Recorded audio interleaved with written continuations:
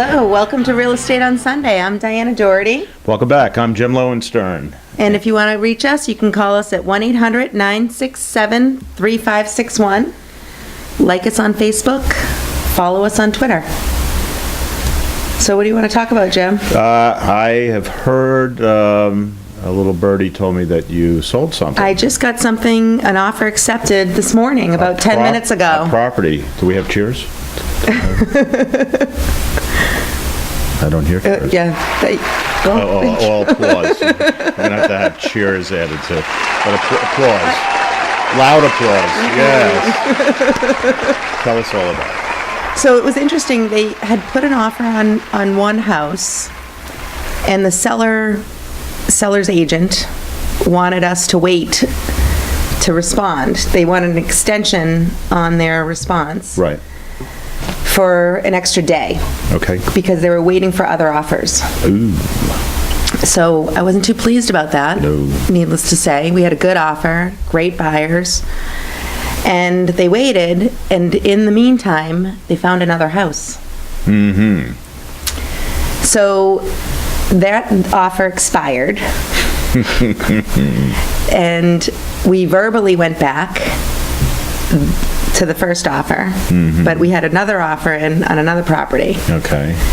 And the seller from the first house accepted verbally their offer. Right. And the seller on the second house accepted the offer. So now they're very popular people. Very popular people. Yes. So the second seller was smart and signed the offer in the allotted time. Okay. And I can't wait to call the other seller. That was the whole story? Yeah. Oh. Well, it's kind of interesting, right? See, this. I'm going to rewrite your story. I haven't. What do you? I have a much better story. What do you tell me? Well, I thought it was great.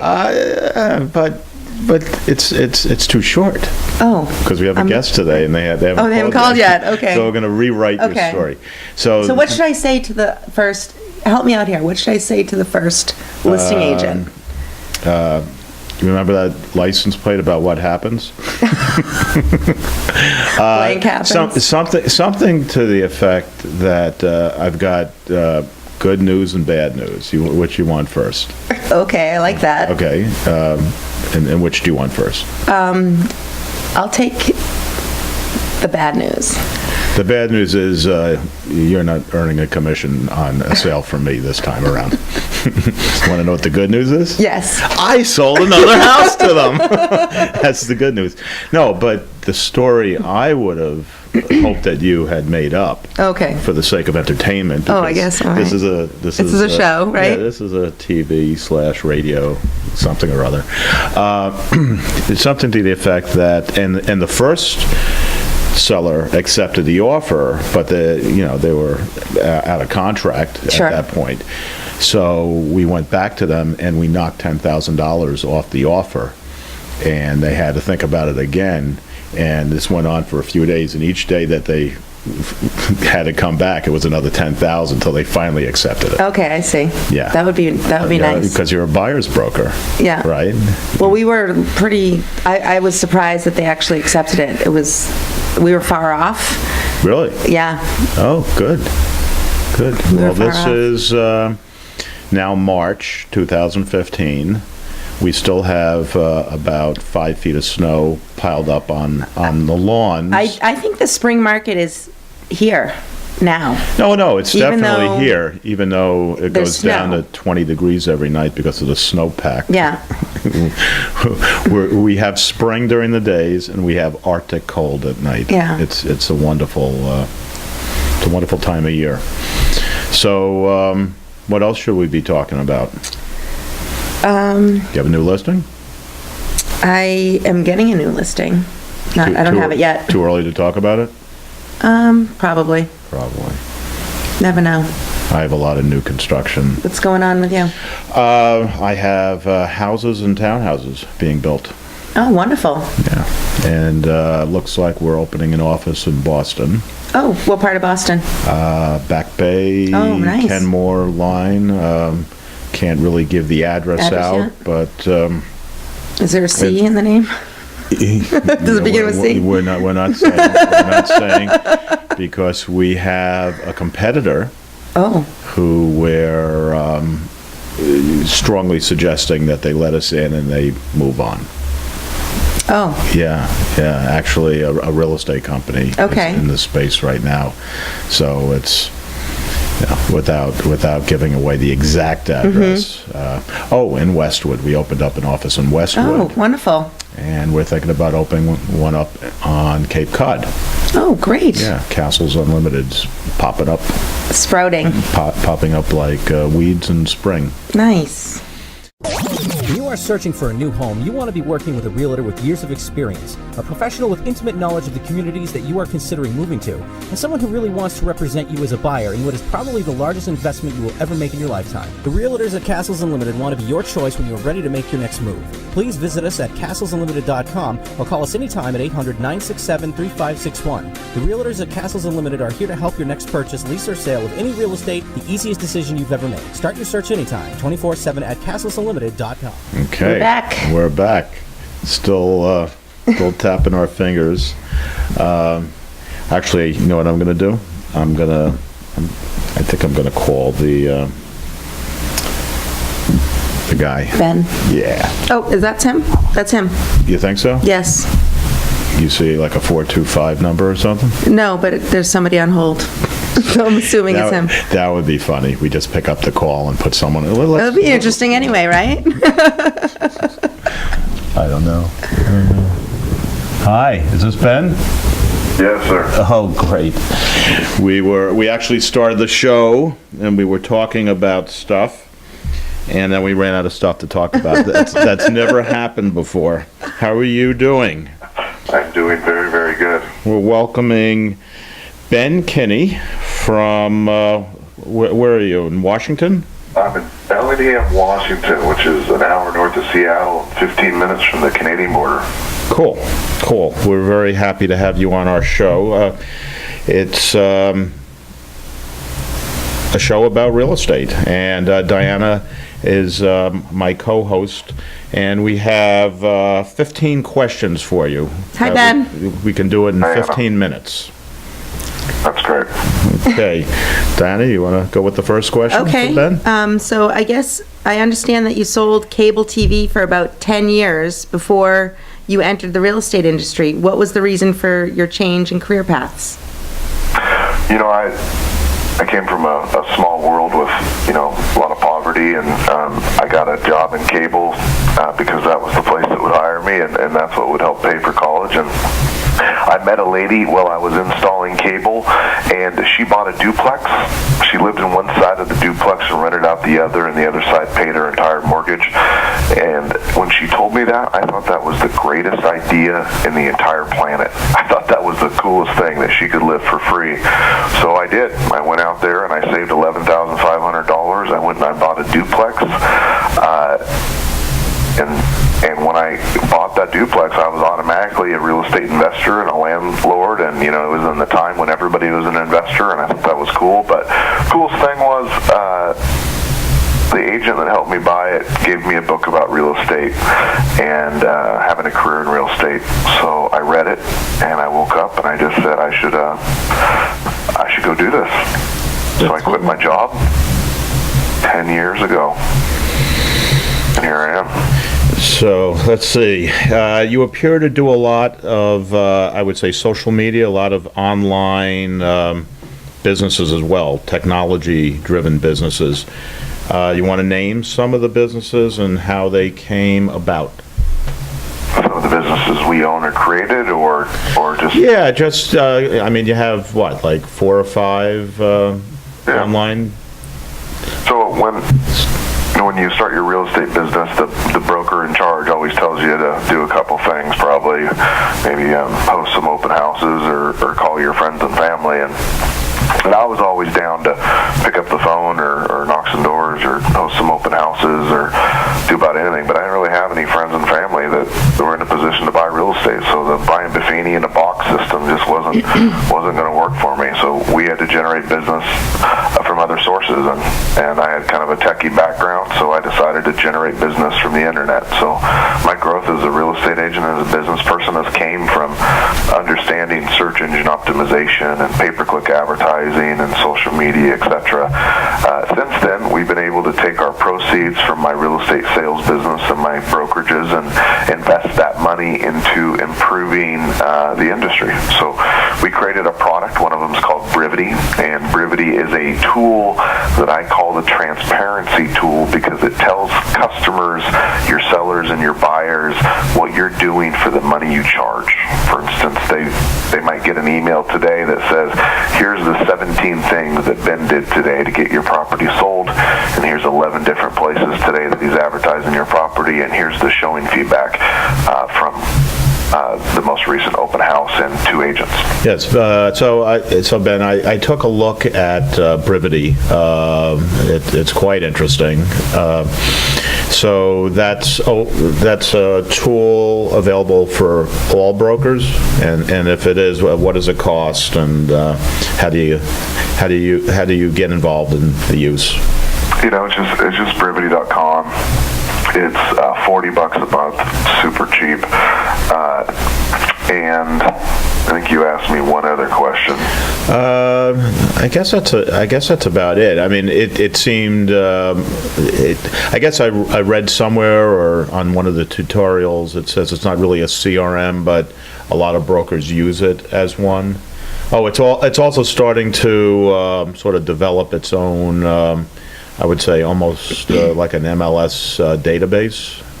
I think it does 3 things really well for agents right now. It allows them to manage their business and their admin and their staff, so you never have that thing that slips through the crack that you didn't do for your one of your clients. So it's kind of a task management system.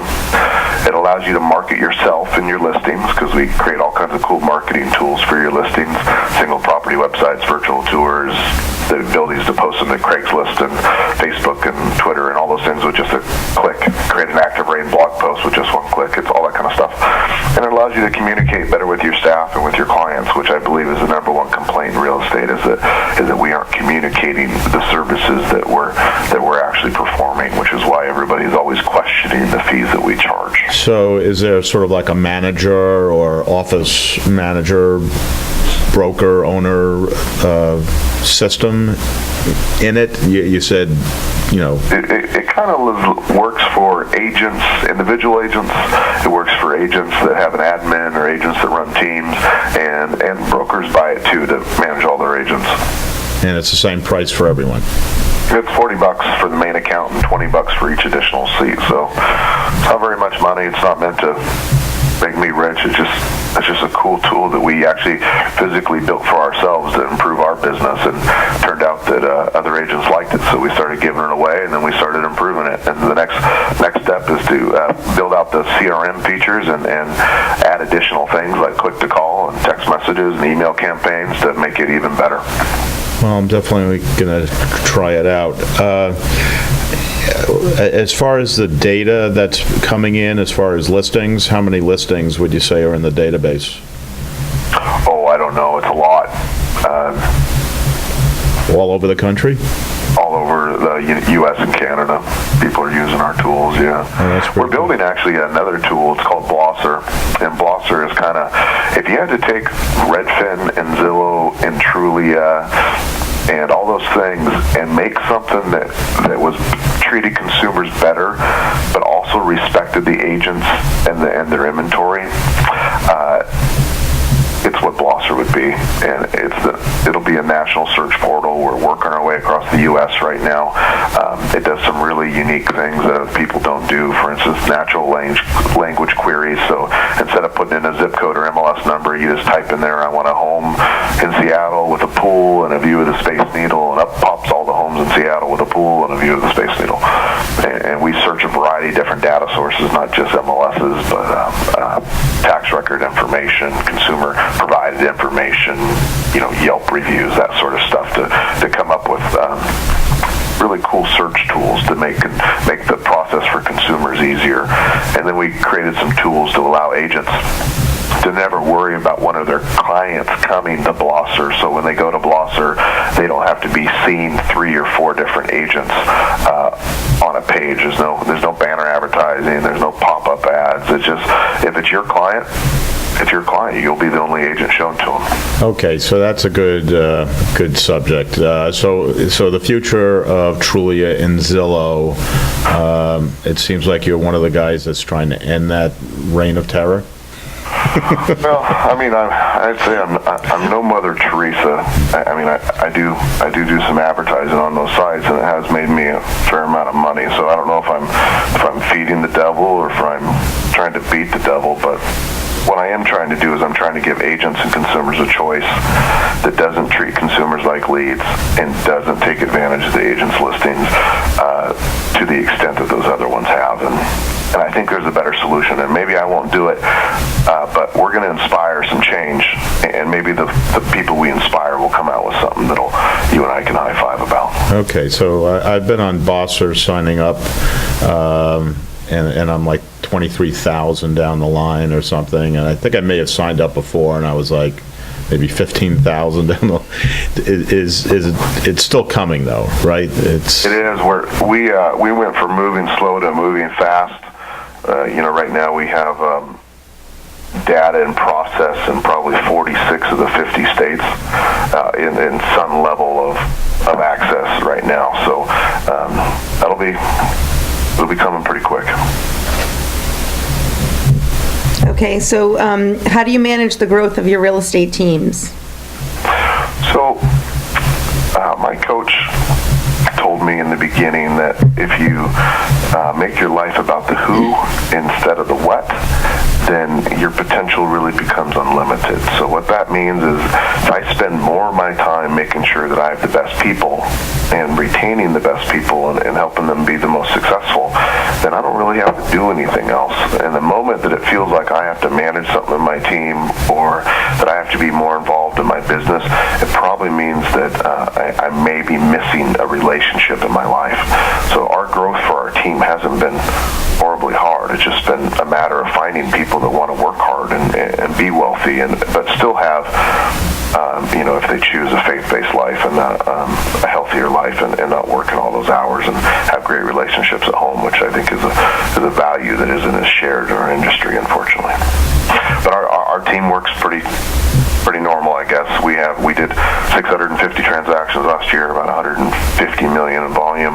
We did that with some buyers agents, a couple listing agents, some admin, and some inside sales telemarketers, and a few showing agents, and kind of just followed the model of a real estate team, and it paid off.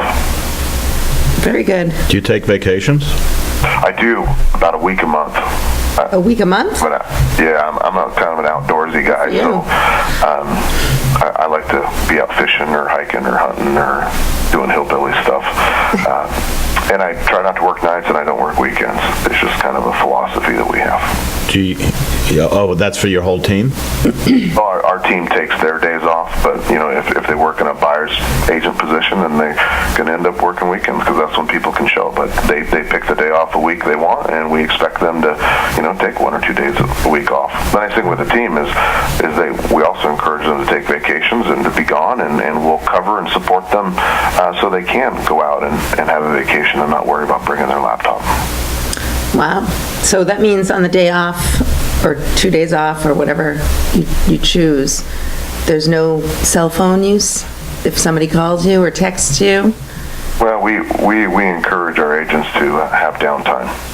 That'd be nice. I just turn my ringer off at all times. 7 days a week it's off, and I don't have vibrate on. So when I want to look at my phone, I look at it, as opposed to my phone getting me to look at it. Yeah. Try to operate in a different way. Turn off all your alerts, have nothing that pops up on your phone, and when you want to get involved and look at it, you can. And you can narrow it down to a few times a day. What I found is when you start doing that, people start texting you and waiting for a response, and they're happy with it. we create this kind of fake urgency in the world where everybody thinks they need something right at this exact second. It's just not true. And if you allow it to be that, you just compromise your own personal health or your own personal happiness, which I think is silly. Real estate is not that important. It can wait for Jesus on Sunday, and it can wait for after Dinner. or until the next day. I like it. Do you see any problems with your real estate company's business model right now? Any challenges? We're in a strong growth period right now. I mean, we've been growing ever since the market got bad. And the bad market was good for us. I think the greatest distribution of wealth happens in down markets, not in up markets. And I think I stole that quote from Warren Buffett or something. But I do believe that to be true. I think what keeps me up at night, I guess, or what I'm thinking about is what happens when the market changes again. Are we going to have enough reserves saved to take advantage of the opportunities? Are my agents going to have their expenses in line, or are they going to base their expenses on their best year instead of an average of all their years? And teaching our agents to be financially smart and secure is one of those things that I think every brokerage needs to start thinking about, because the change is coming, and we've seen a couple years of good now, and pretty soon in a couple years it's going to get bad again, and we just got to get used to real estate being about change.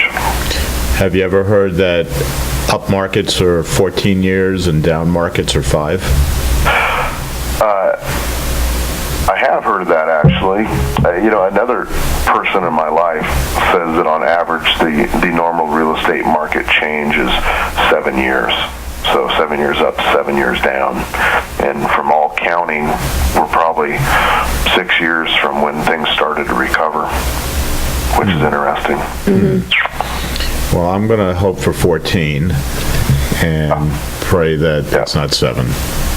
Well, the thing is we got to create business models that do good in both markets.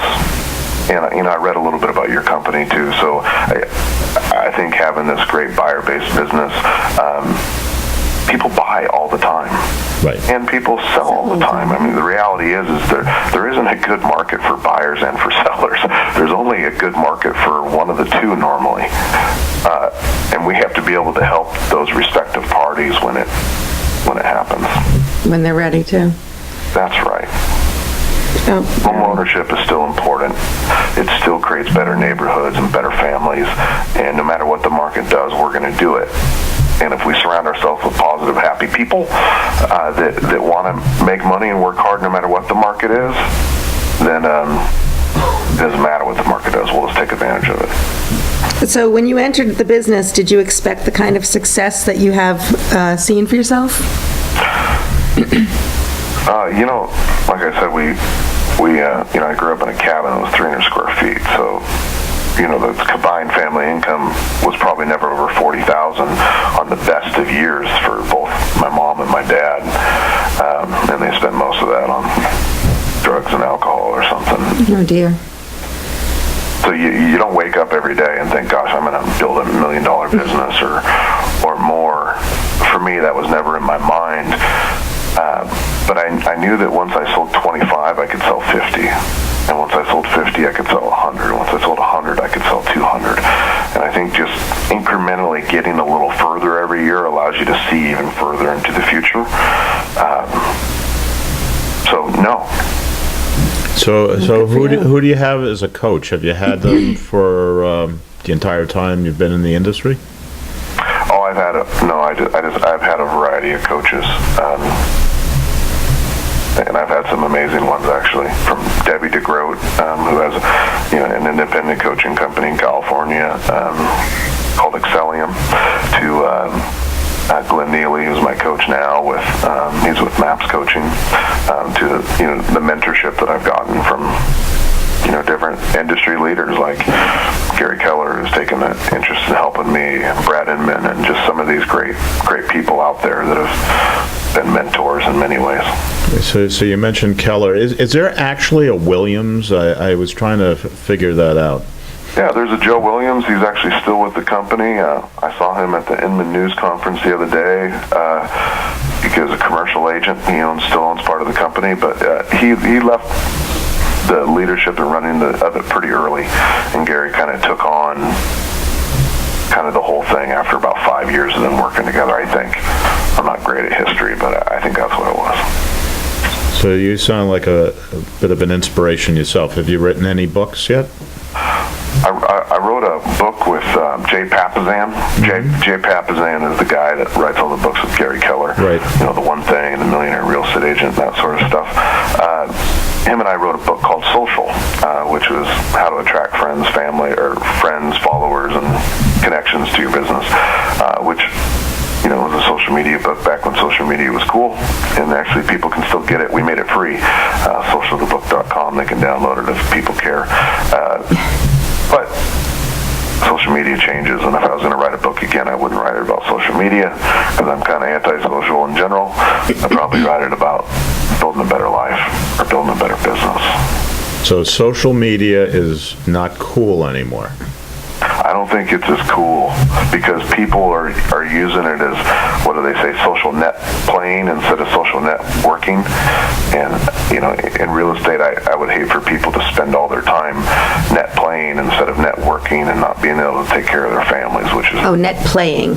Yeah, I see. Yeah, they're not. I think I know some agents that do an amazing job online and through social media and make great incomes. But I think a lot of other agents are using it as an excuse not to be productive and not to host that open house or call their sphere, or knock a door, or call a FSBO, or just do real estate.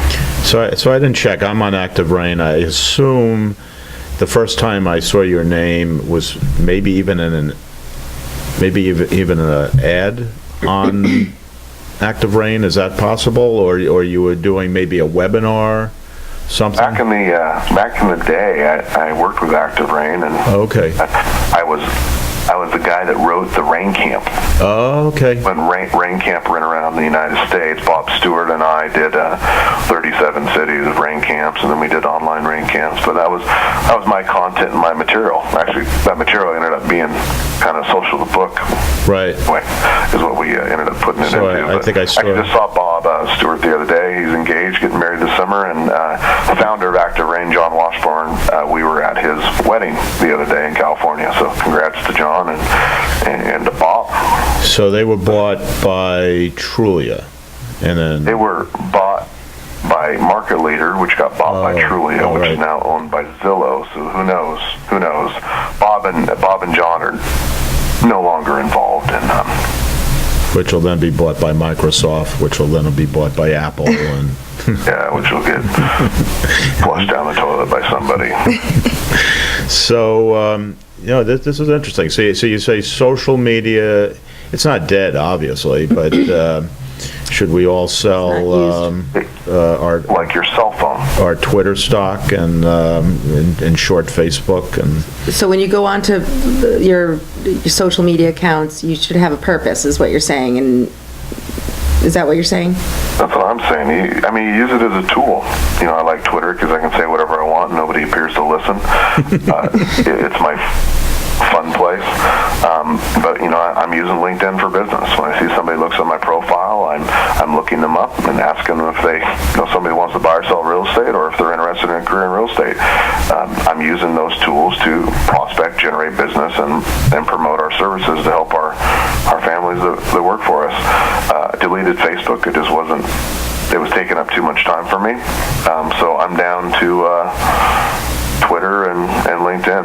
But there are cool social networks out there that I think are pretty nifty that I've been playing on, like Nextdoor, where it's actually all my neighbors are on this website called Nextdoor, and we can post things about what landscaper to use and what cleaner. And that's cool. We broke into our neighborhood the other day, and we all know about it, and talk about the punk kids that are speeding up the street, and it's just kind of a cool place to be known and seen in your neighborhood, which is really the real estate agent's job. Is how can you create a presence in your own community? And Nextdoor is a cool social network to do that.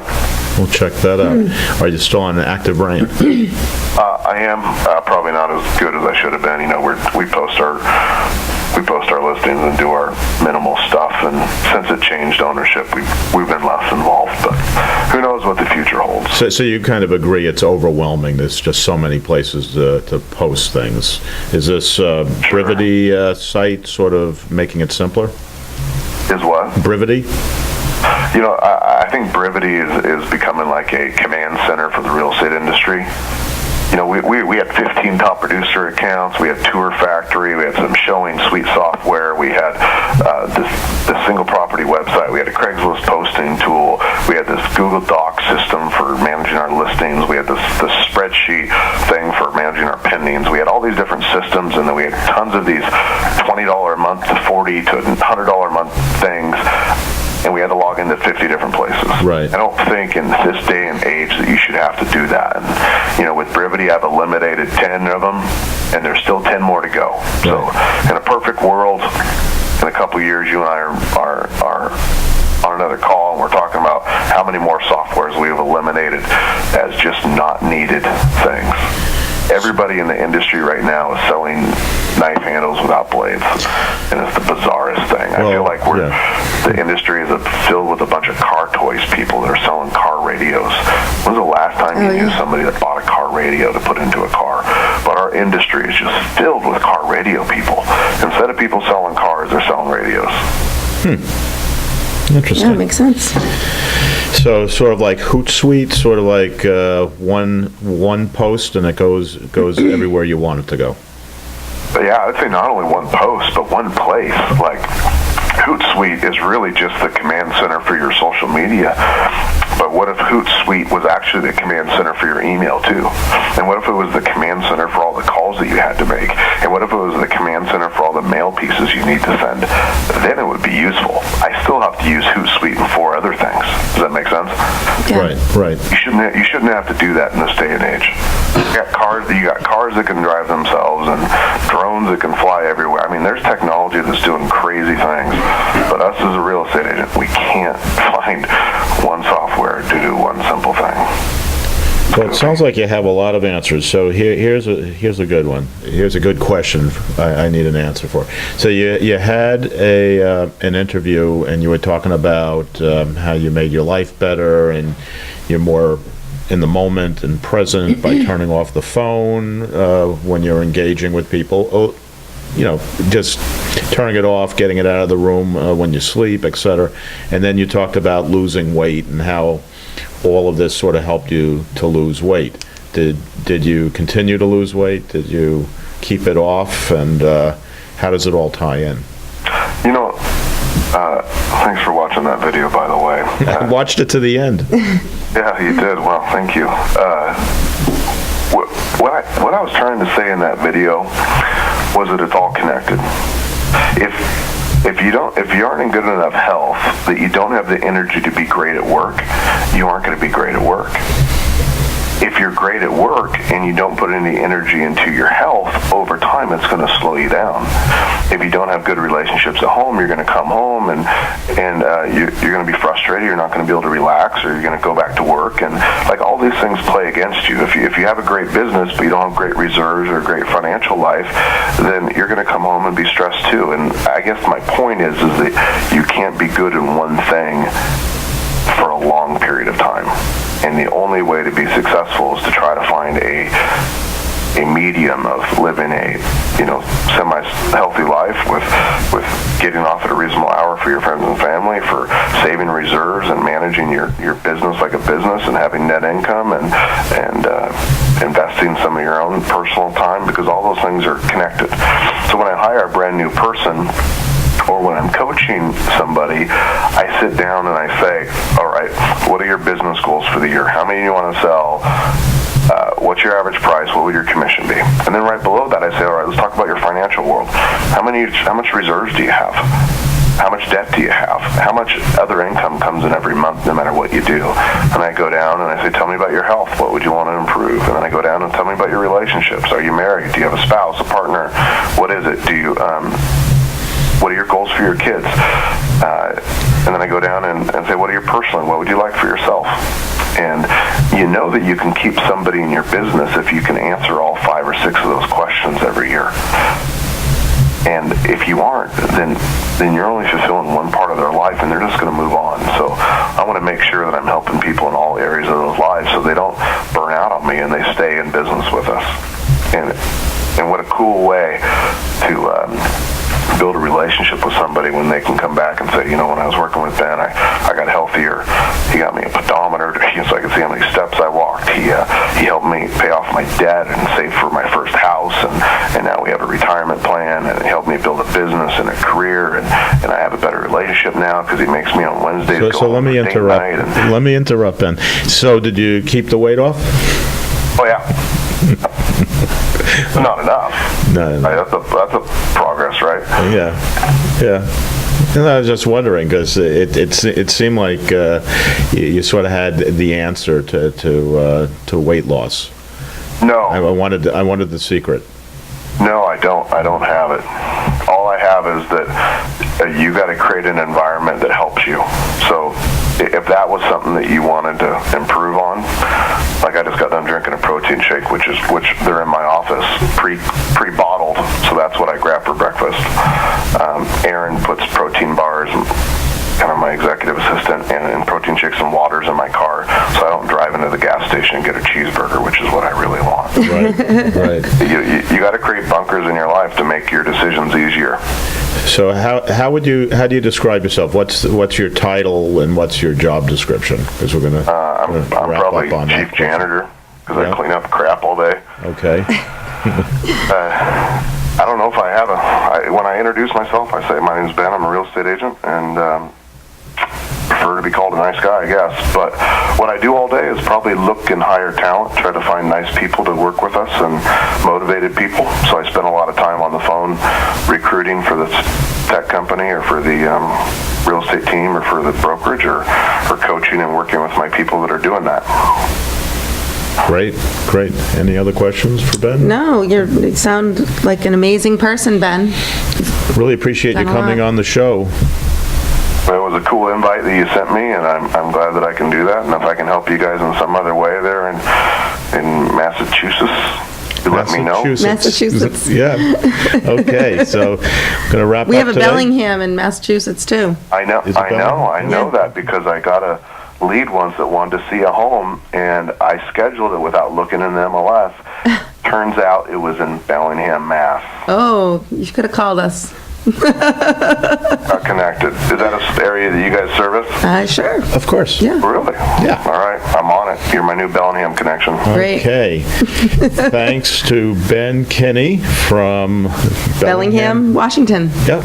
Thank you, Ben. You have a great day. You too. Bye.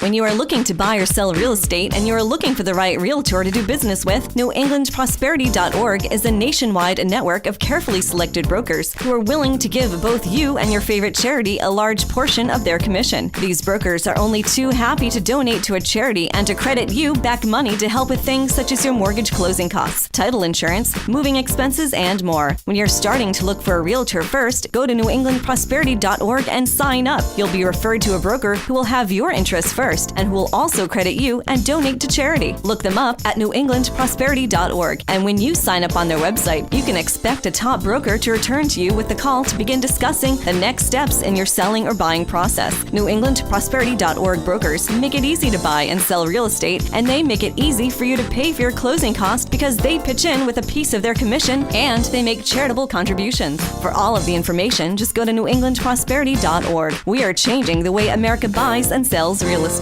Oh, that's a long commercial. It's a good one. There's a lot of information. Yeah, so that was a great show with Ben Kinney. Yes, he's overcome a lot of stuff. Yeah, it was a great Amazing. story. So we're going to do a show next week? We are going to be back next week. A broker from Malibu. Oh, Malibu. Yeah, we're Love doing it. all Pacific time. We have to ask if he knows Madison from $1 Million Listing. Well, of That's course where he does. covers. Yeah, of course he does, because that's Malibu. Yeah, they know each other. So next week you can call us at 1-800-967-3561. This is And- Real Estate on Sunday. Yeah, I'm Jim Lowenstern. I'm Diana Doherty. Know your dreams. Live your dreams.